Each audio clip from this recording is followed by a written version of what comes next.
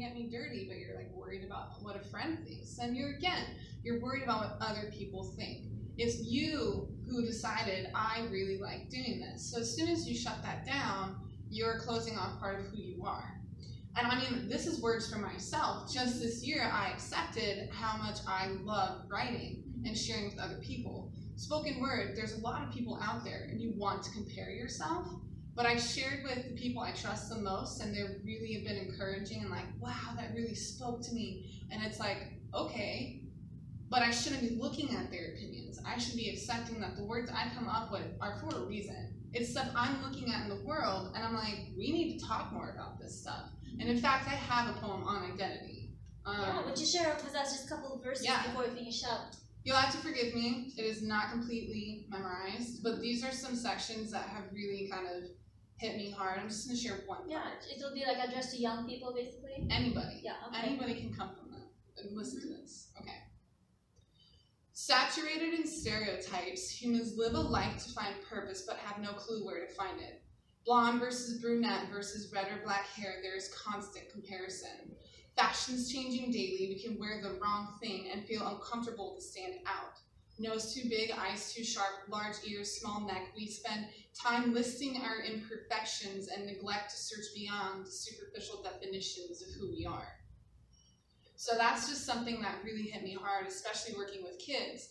My students look at skin color, and then they look at their wealth and the lack of it. And it's just like, but you're an amazing artist. And I could praise this kid and he would never understand it.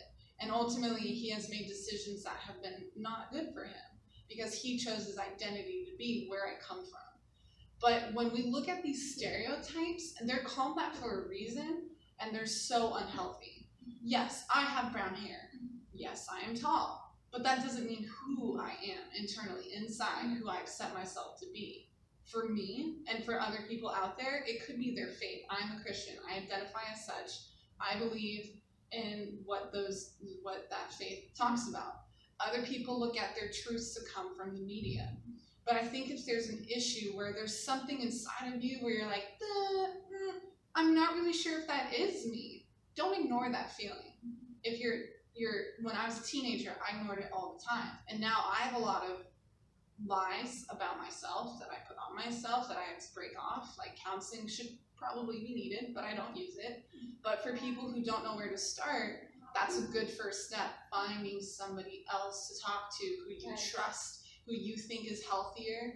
So don't find another unhealthy person to talk about it.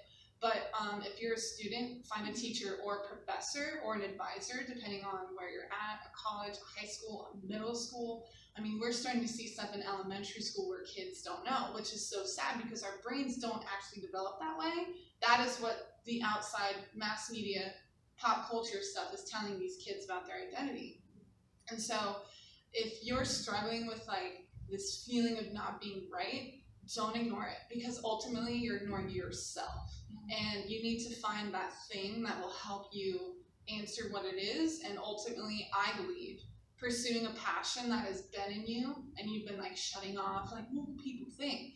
Get that off the shelf and start to look at it again.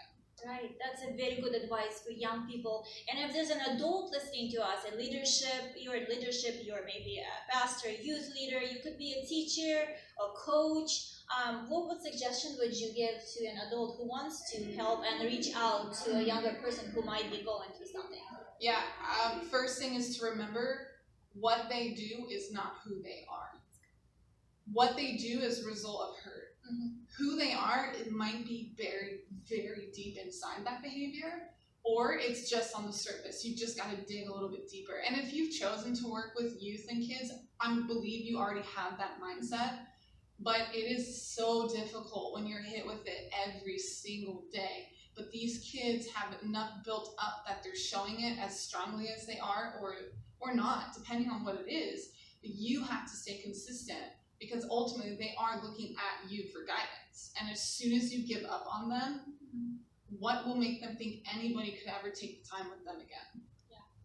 So thank you so much for joining us, guys, today, and thank you, Michelle. You're visiting here in Portland temporarily. Yes. I got your little attention here. Thank you so much for coming and sharing your wisdom, and thank you for making difference in young people's lives. You know, you never know whose life you can touch wherever you are and who you are. You know, sometimes we need to just come out of our comfort zone, come out of our little problems and busyness, and just see if there's someone out there who need a kind word from you, right? If you could see beyond the outward appearance, the tattoos, the rebellion, you know, the clothes, and just try to understand people. Just try to connect. You never know. You never know when you can change people's lives. There's people who need to be valued and heard. And that's a very big thing that I see in young people. That they tell me after my youth events that we put together, they said, I was not heard at home as a little kid. I was shut up.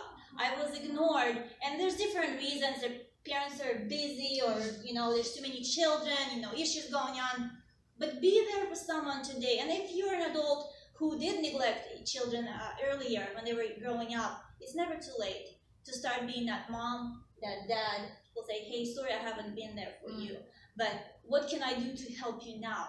How can I help you to get out whatever you're struggling with?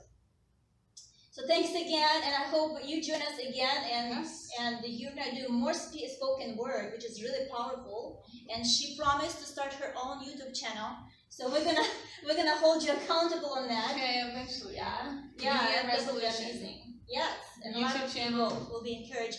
Guys, I just want to encourage you to keep being extraordinary on purpose and be the light that you want to see in this world.